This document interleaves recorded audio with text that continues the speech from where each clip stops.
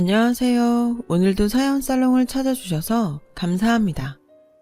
시골에서 자란 저는 집에서 공부를 시켜주지 않아서 밭일을 하다가 쉬는 틈을 타서 몰래 공부하곤 했어요. 당시 오빠는 대학교에 막 들어갔고 저는 고1이었지만 집에서 일을 하라며 학교를 그만두게 했거든요. 저는 식구가 다 잠들고 나면 오빠가 쓰던 책을 몰래 가져다가 밤새 공부를 했고, 그러다가 아침에 늦게 일어나서 부모님께 혼난 적도 많았어요. 엄마는 입버릇처럼 집안에 남자가 잘 돼야 여자들이 편한 거야. 남자들 잘 되라고 열심히 밀어주면 그게 너한테도 좋은 거니까 괜히 네가 공부하겠다고 나서지 마. 라고 하셨지만 저도 공부를 해서 뭔가가 되고 싶었어요. 그러다가 여름방학에 집에 온 오빠가 부모님을 설득해서 제가 공부할 수 있게 해줬어요. 지숙이는 똑똑하잖아요. 자기가 안 하겠다면 몰라도 저렇게 공부에 관심이 많은데 할 수 있게 해주세요. 저도 도울게요. 그렇게 저는 고등학교 검정고시 공부를 할 수 있게 됐어요. 너무 감격해서 오빠한테 고맙다고 했죠. 대학에 가보니 내가 얼마나 생각이 좁았는지 알게 됐어. 너도 열심히 해서 꼭 대학 가. 알았지? 저는 오빠 말대로 농사일을 도우면서 밤을 새워가며 공부를 했어요. 그 결과 검정고시에 합격하고 대학에도 갈 수 있게 됐었죠. 그러자 부모님도 인정해 주시고 제가 공부를 마칠 수 있게 도와주셨어요. 저는 대학 졸업 후 초등학교 선생님이 되어서 어느 지방학교에 6학년 담임으로 가게 됐어요. 그것도 제가 잘한 데만큼이나 시골이더라고요. 그래서인지 그곳 아이들이 더 각별하게 느껴졌고 저 어릴 때를 보는 것 같아서 하나라도 더 챙겨주고 싶었죠. 그 중에서도 눈에 띄는 아이가 있었어요. 반 애들한테 놀림을 많이 당하는 아이였는데 수업 시간에는 늘 피곤해 지쳐 자고 있더라고요. 손톱이며 옷이며 흙이 묻어있는 걸 보고 이 아이도 밭일을 돕는구나 짐작했어요. 무엇보다 가끔 도시락도 못 싸오는 게 마음에 걸렸어요. 한 번은 복도에서 아이들이 둘러싸고 놀리고 있길래 봤더니 신발이 구멍이 나서 벗겨져 있더군요. 선생님, 박경의 신발 빵꾸 났대요.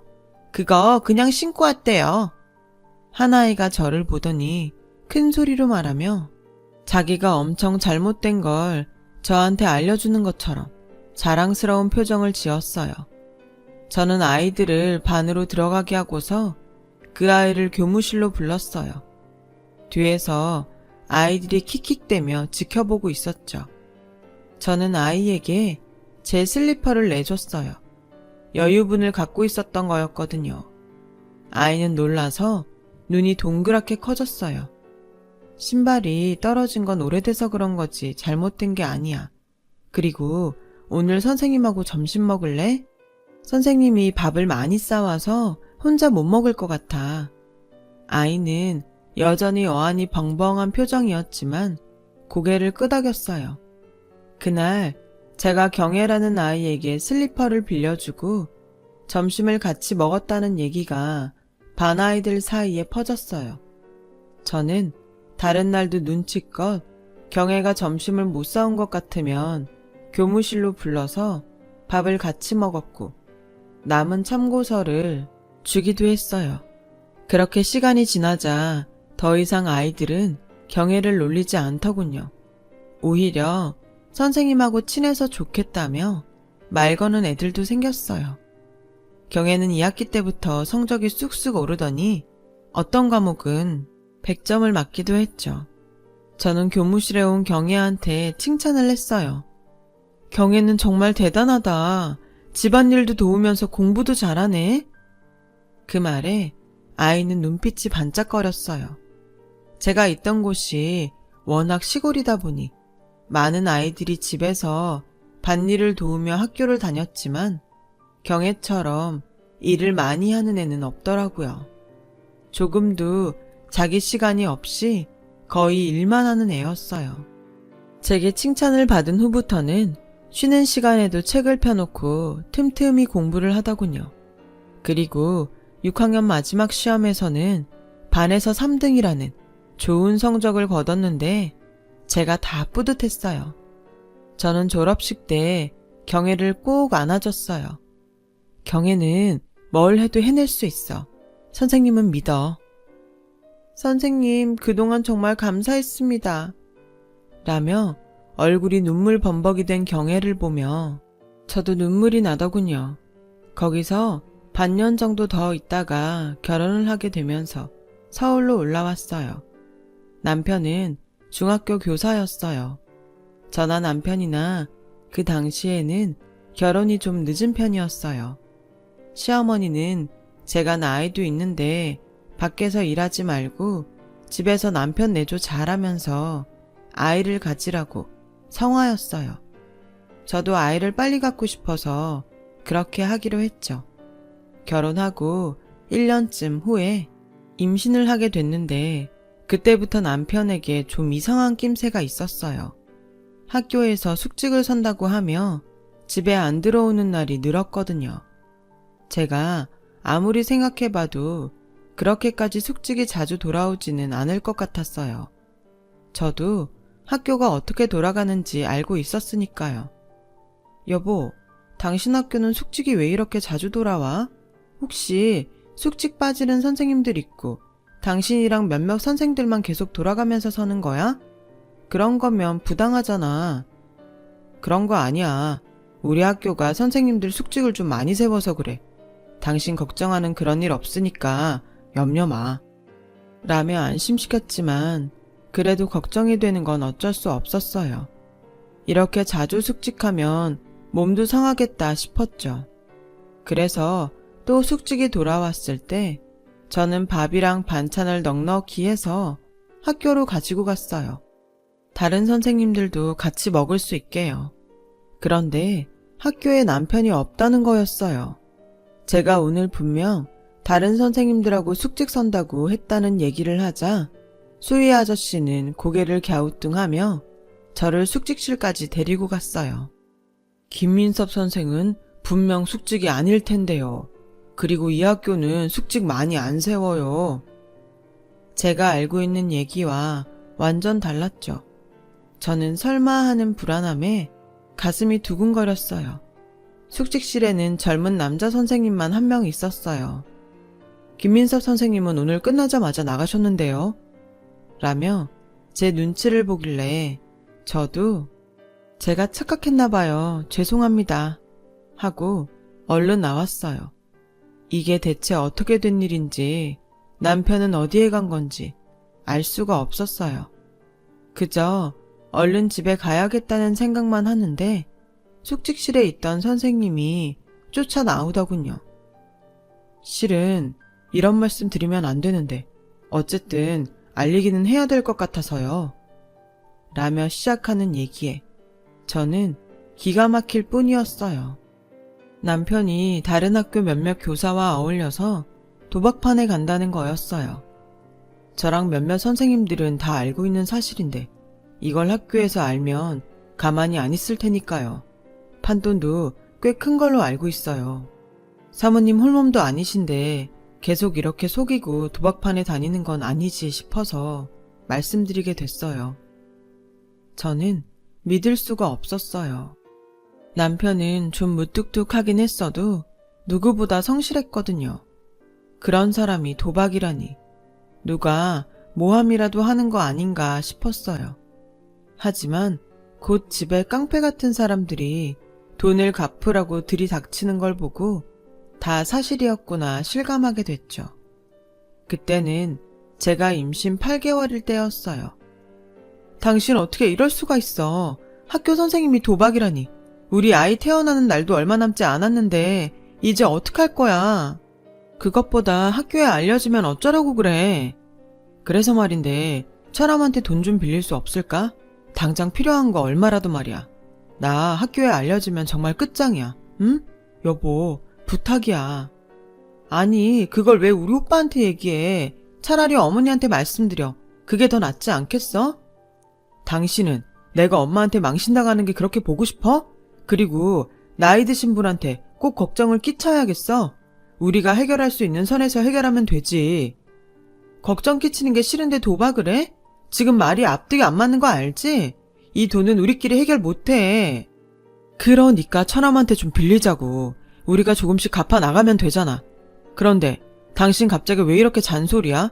내가 도박하고 돈 좀 잃었다고 사람 우습게 보는 거야? 아내가 뭐 하는 사람인데.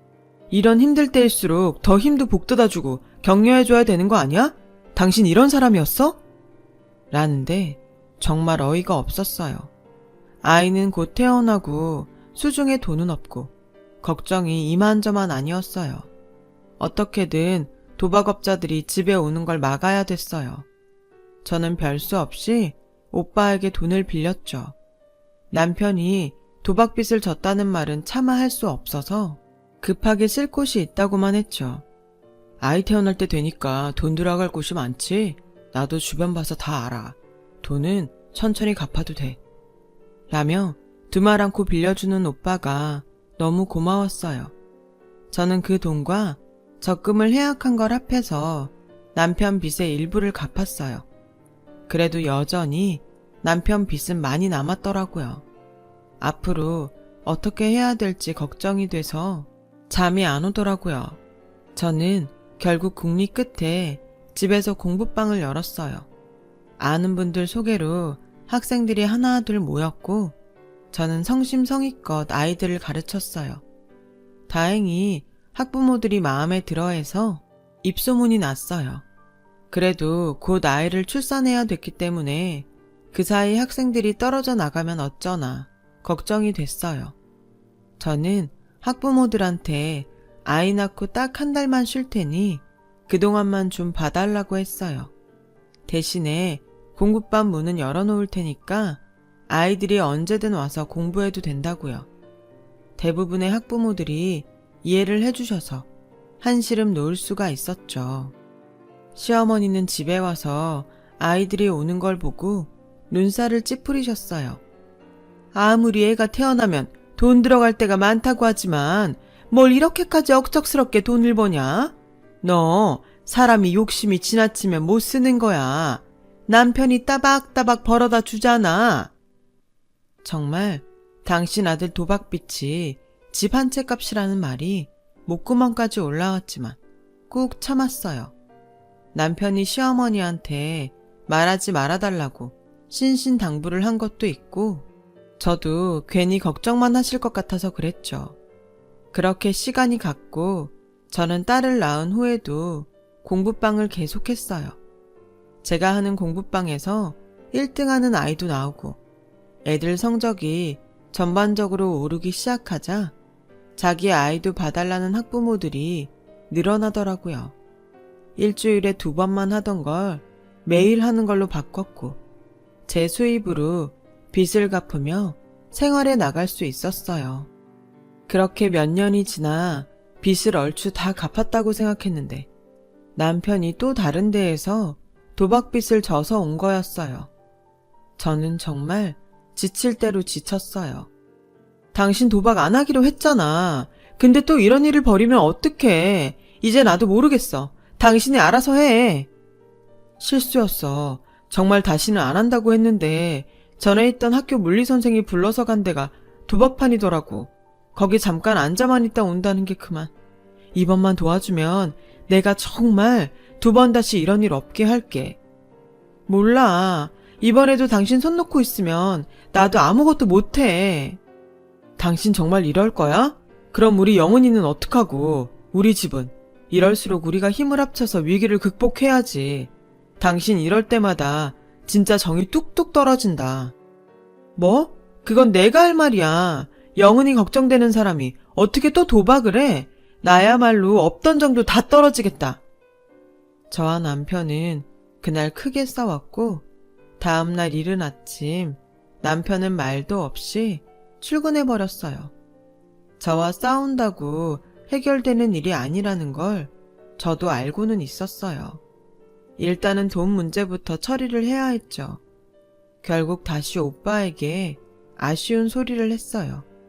오빠는 대기업에 다니고 있었고 집안에 늘 여윳돈을 두는 편이라서 얘기할 곳이 오빠밖에 없었어요. 빌려주는 건 어렵지 않은데 집에 무슨 일이 있는 건 아니지? 매제는 요즘 어떻게 지내? 그러고 보니 통 연락을 못 해봤네.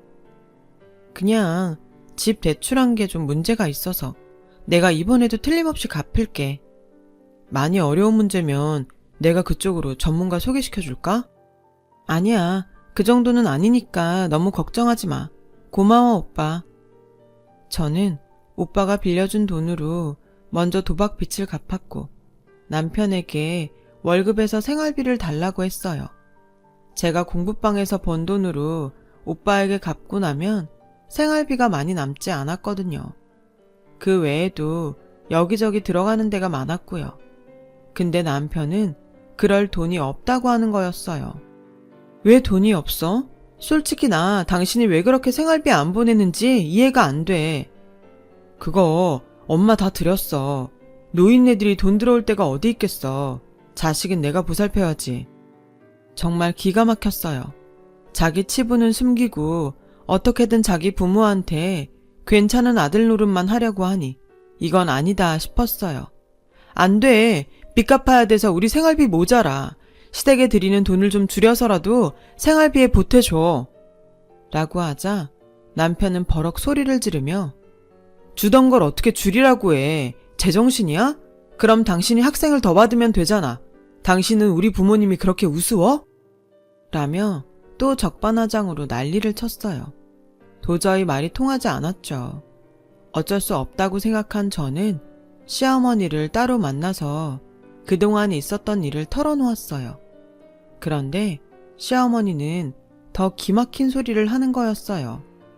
그럼 네가 공부방 학생을 더 받으면 되지 무슨 문제냐? 남자가 노름 좀 한 거 가지고 그렇게 잡으면 안 되지. 네가 평소에 얼마나 달달 볶으면 여태 딴 건 쳐다도 안 보던 애가 그런 걸 다 할 생각을 했겠어. 아무리 말을 해도 통하지 않았고 저는 결국 빈손으로 돌아왔어요. 집에 오니 그새 시어머니가 남편하고 통화를 했는지 한바탕 난리를 치더군요. 당신이 뭔데 내가 도박을 한 해 만에 엄마한테 얘기를 해? 내가 그랬지. 절대 얘기하지 말라고. 어떻게 이렇게 신용이 없어? 난 당신 같은 사람하고는 더는 못 사니까 당장 나가. 뭐? 말 다 했어? 내가 오죽 답답하면 가서 얘기를 했겠어. 나가라고? 그럼 내가 못 나갈 줄 알아? 이혼하고 혼자서 애 키우는 게 겁이 나서 여태까지 참았지만 더는 가만히 있을 수 없었어요. 남편은 제가 짐을 챙기기도 전에 제 물건들을 집 밖으로 내던졌고 저는 딸을 안고서 허둥대며 나와야 했죠. 시댁에서도 저한테 냉담했어요. 남편 저렇게 만든 건 저라고요. 거기다 한술 더 떠서 제가 아들이 아니라 딸을 낳아서 이런 일이 생겼다는 거였어요. 갈 데도 없고 어찌해야 될지 몰라서 일단 여관을 잡았는데 어떻게 오빠가 알고 찾아왔어요. 오빠는 제가 큰 돈을 2번이나 빌려가는 게 이상해서 남편에 대해 알아봤다고 하더라고요. 우리 집에 가자 지수가 그동안 고생 많았다. 저는 오빠 품에 안겨서 눈물을 터뜨렸어요. 새언니도 아무 말 없이 저와 딸을 반겨주는데 정말 고맙더라고요. 저는 오빠 집에 있으면서 다시 공부방을 열었고 돈을 차곡차곡 모아 몇 년 후 딸과 나와서 살게 됐어요. 그 사이 저는 이혼 서류에 도장을 찍었어요. 그나마 오빠가 변호사를 대동하고 시댁 식구들을 만났기 때문에 저한테 다른 불평을 하지 못했다고 하더라고요. 위자료나 양육비도 준다고 말만 하고 한 번도 보내주지 않았지만 저는 받을 생각도 하지 않았어요. 그 돈으로 아이를 키우면 무슨 생색을 낼까 생각만 해도 싫었거든요. 딸아이는 별 탈 없이 잘 컸고 공부도 썩 잘해서 대학원까지 가게 됐어요. 저는 조그마한 보습학원을 차려서 계속 아이들을 가르쳤죠. 그 사이 재혼을 하라는 말도 있었지만 남편 때문에 고생했던 게 떠올라 거절했어요. 시댁과 남편이라면 치가 떨렸어요. 그러다가 오빠 몸에 이상이 생긴 걸 알게 됐어요. 젊을 때 일한다고 몸을 혹사시켜서 비알코올성 지방간염을 앓고 있었는데 그게 나이가 들어서 간경화가 됐다는 거였어요. 간이식을 해야 되는데 새언니는 몸이 너무 약해서 수술이 힘들었고요. 제가 간을 주겠다고 했지만 저도 간이 좋지 않아서 안 된다고 하더라고요. 오빠와 새언니 사이에는 아이가 없었기 때문에 다른 사람은 없었어요. 그런데 딸아이가 그 얘기를 듣고선 엄마, 외삼촌 일인데 왜 나한테 말 안 했어? 일단 나도 적합검사 받아보고 되면 나라도 해야지. 삼촌이 우리한테 어떤 사람인데? 라며 선뜻 얘기를 하더라고요. 딸아이가 간검사를 받고 정신이 없는데 문제가 터졌어요. 전 남편이 제 이름으로 사채를 빌려서 도박을 하다가 돈을 몽땅 날리고 잠적했다는 거였어요. 어떻게 그럴 수 있나 했더니 남편은 제 주민번호를 알고 있었기 때문에 제 이름으로 도장을 파서 돈을 빌려 쓴 거였어요. 시아버지는 돌아가셨다는데 시어머니는 아무리 전화를 해도 연락이 되지 않더라고요. 듣자 하니 남편은 저와 헤어진 뒤 재혼을 했는데 도박벽을 버리지 못해서 또 이혼했고 학교에서도 잘리고 방탕하게 살았답니다. 시어머니는 지방 어디서 혼자 산다고 하더라고요. 저는 하루아침에 억대의 빚을 지게 된 거였죠. 아니, 어떻게 이 인간은 평생 나를 괴롭히는 거야. 너무 속상해서 혼자 울다가 딸과 병원에서 만날 시간이 돼서 집을 나섰어요. 대학병원 의사한테 간 이식 수술에 대해서 듣는데 귀에 들어오질 않더군요. 근데 그 교수가 저를 유심히 보더니 이러는 거였어요. 혹시 윤지숙 선생님 아니세요? 저를 어떻게 아세요? 그러자 교수는 울음을 터뜨리며 제 손을 덥석 잡았어요. 선생님, 저예요. 경애예요. 박경애. 선생님이 점심도 주고 참고서도 줬던 경애요. 정말 너무 놀랍고 반가웠어요. 선생님 덕분에 제가 공부해서 이렇게 의사가 됐어요. 라며 제 앞에서 큰 절을 하는데 눈물만 흐르더라고요. 딸도 놀라서 어떻게 이런 일이 있을 수 있냐고 했어요. 경애는 오빠와 딸 간 수술은 걱정하지 말라며 저를 위로해줬어요. 하지만 전 남편 때문에 생긴 빚은 어떻게 해야 할지 몰랐어요. 아픈 오빠에게 말할 수도 없고 어느 변호사를 찾아가면 좋을지 난감했죠. 경애가 식사를 대접하겠다고 해서 나간 자리에서도 걱정만 됐어요. 선생님, 무슨 일 있으세요? 영 얼굴이 안 좋으세요. 건강은 괜찮으시죠? 저는 별일 없다며 이 얘기 저 얘기 하다가 결국 그 문제를 털어놓았어요. 아니, 어떻게 그런 일이 있어요? 걱정 마세요, 선생님. 제 남편이 변호사예요. 라며 그 자리에서 자기 남편한테 전화를 걸더군요. 경애 남편 법률사무소에서 힘을 써준 덕분에 저는 도망간 남편과 시어머니를 찾을 수 있었어요. 시어머니는 일이 이렇게 됐는데도 그래도 네 딸 아버지고 같이 살던 사이인데 꼭 이렇게까지 해야 되니? 능력 되는 사람이 갚으면 되는 거지. 나이 드셔서 판단력이 없어지신 거예요? 무슨 말도 안 되는 소리를 하세요. 제가 화가 나서 소리를 버럭 지르니 경애 남편이 저를 진정시켰어요. 할머니, 아드님은 지금 남의 이름을 도용한 죄까지 지은 거예요. 윤지숙 선생님은 이제 아드님과 아무 상관없는 타인이니 돈을 갚을 의무가 없어요. 라고 하자 안색이 변하더라고요. 다음날 남편이 저희 집 앞까지 찾아왔어요. 당신, 내가 다시는 이러지 않을 테니까 한 번만 도와줘. 응? 그러자 옆에 있던 딸이 그걸 엄마가 왜 도와주는데요? 어떻게 엄마 이름으로 도장을 파서 돈을 빌려요? 영훈아, 참 잘 컸구나. 많이 보고 싶었다. 정말 보고 싶었으면 그동안 한 번이라도 찾아왔었어야죠. 아무리 아빠라고 하지만 전 그 말 못 믿네요. 라며 따끔하게 말하자 남편은 더 이상 말을 못했어요. 나는 당신 돈 갚아줄 의무 없어. 내가 왜 평생 당신 빚에 치여 살아야 돼? 우린 법적으로도 다 정리된 사이니까 더는 이러지 마. 그럼 명의도용 고소라도 하지 말아줘. 이렇게 부탁할게. 내가 안 한다고 해도 변호사가 내 돈 빌린 거 아니라는 걸 입증하려면 다 처리해야 된다고 했고 나도 당신 봐줄 생각 없어. 지금 그냥 넘어가면 당신은 또 이런 일 저지를 사람이야. 라고 매몰차게 말하고 딸과 돌아섰어요. 그 후에 시어머니도 몇 차례나 저한테 부탁했지만 거절했어요. 제가 그렇게 연락해도 안 받으시더니 아무리 나이가 드셨대도 너무 뻔뻔하신 거 아니에요? 이제 저한테 그만 좀 하세요.